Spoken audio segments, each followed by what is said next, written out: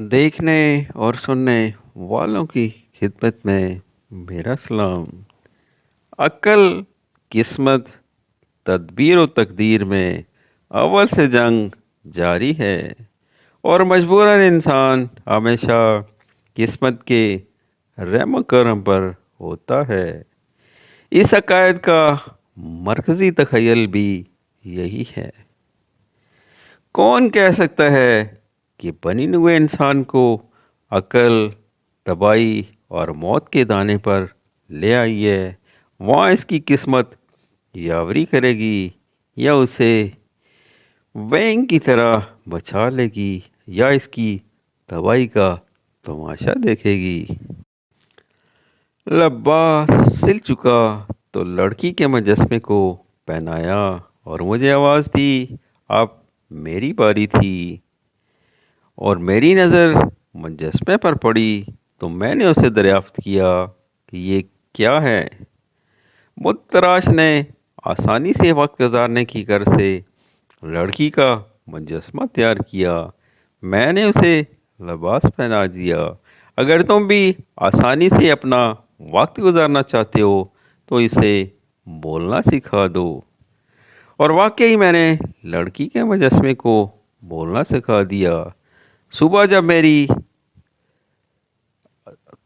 साथी उठे और दोनों ने लड़की पर अपना हक साबित करने की कोशिश की, मैंने उसे तराशा है। बहुत तराश बोला। मैंने उसे लिबास पहनाया है, दर्जी ने कहा। कुत्ते ने क्या जवाब देना था।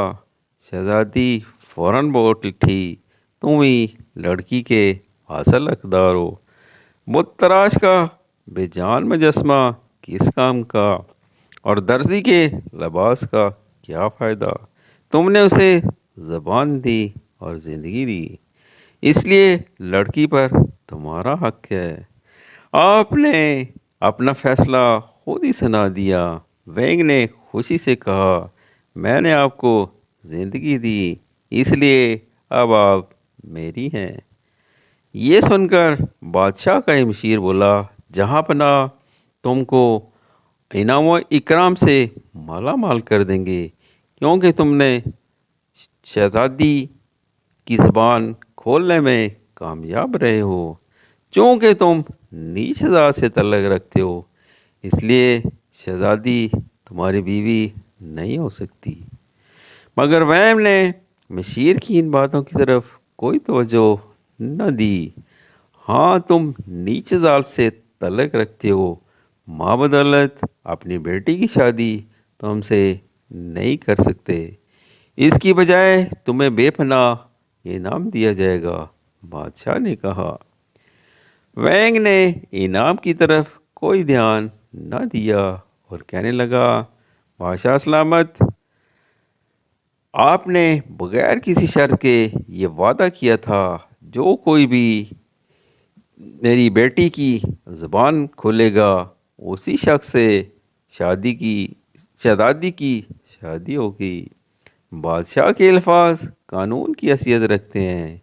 अगर बादशाह सलामत ये चाहते हैं उनके कानून को दूसरे भी तस्लीम करें, तो सबसे पहले उन्हें अपने कानून को तस्लीम करते हुए इस पर अमल करना चाहिए।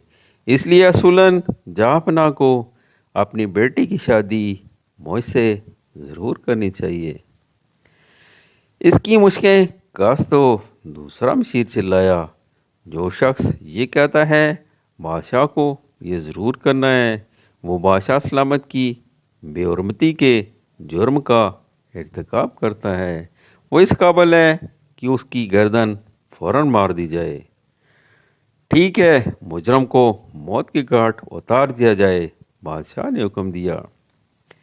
वेंग को शहर के बाहर कत्ल के लिए ले जाया गया। जब वेंग मक्तल पहुंचा तो किस्मत खड़ी इंतज़ार कर रही थी। उसने आस्था से अकल से कहा, देख लिया ना, वेंग को कहाँ तक ले आई हो। तुम्हारी मेहरबानी का ये नतीजा निकला कि अब इसकी गर्दन उड़ा दी जाएगी। باہر نکلو اور مجھے آنے دو۔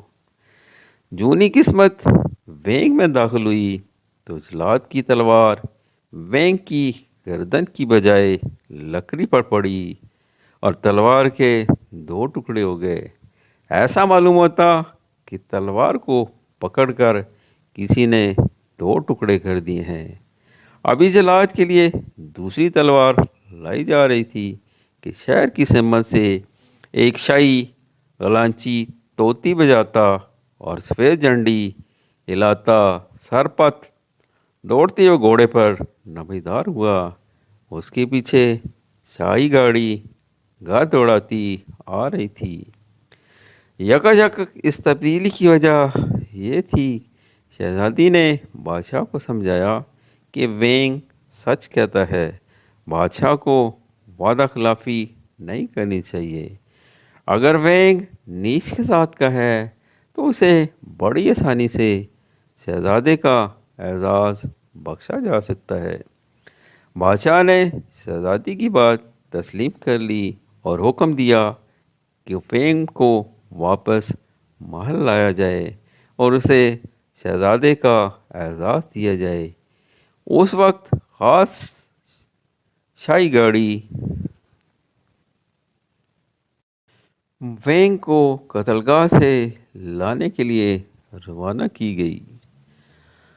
وینگ کی بجائے بادشاہ کے مشیروں کو قتل کر دیا جنہوں نے وینگ کی گردن مارنے کا مشورہ دیا تھا۔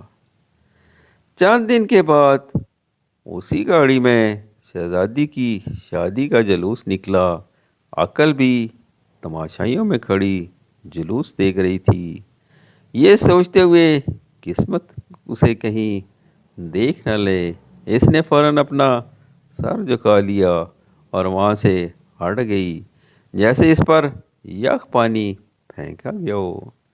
کہا جاتا ہے اس روز سے عقل قسمت کو دیکھ کر پیچھے ہٹ جاتی ہے۔